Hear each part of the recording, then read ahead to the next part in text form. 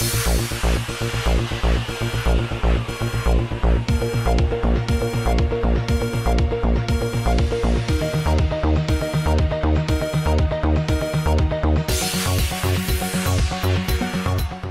हिंद मजलिस इत्तेहादुल मुस्लिमीन के सदर मोहतरम जनाब बैरिस्टर अलहाज असदुद्दीन अवैसी ने भारत की तरक्की याफ्ता बताई जाने वाली रियासत गुजरात के इंतखाबात के चलते पाकिस्तान की मदद शामिल होने के पीएम मोदी के इल्ज़ाम पर उनसे सवाल किया कि भारत का एक कांस्टेबल भी जुर्म के अंदाजे पर लोगों को पकड़कर तहकीक कर सकता है, तो क्या मुल्क का वज़ीर आज़म इतना कमज़ोर है कि वो सिर्फ इल्ज़ामात लगाता फिरे?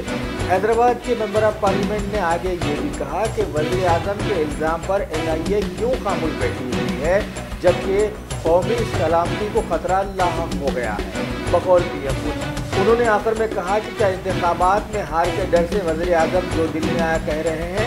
अगर ऐसा है तो ये सारे मुल्क की बदबख्ती ही कही जा सकती है। गुजरात चुनाव में कांग्रेस और बीजेपी की तरफ से जो बात चल रही है उसमें पाकिस्तान का नाम जो घसीटा जा रहा है उसको कैसे देख रहे हैं? क्योंकि मुद्दों पे बात नहीं हो रही है अब। नहीं, देखिए,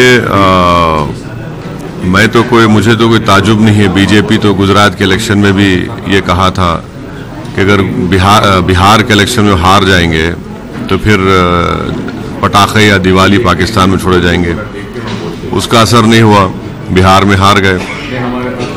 अब अगर ये बात प्रधानमंत्री ये कह रहे हैं वज़ीर आज़म, तो हम उनसे पूछना चाहते हैं, आप जो लोग ऐसा कर रहे हैं तो फिर आपकी NIA क्या कर रही है? आप उन पर क्यों नहीं अनलॉफुल एक्टिविटीज़ एक्ट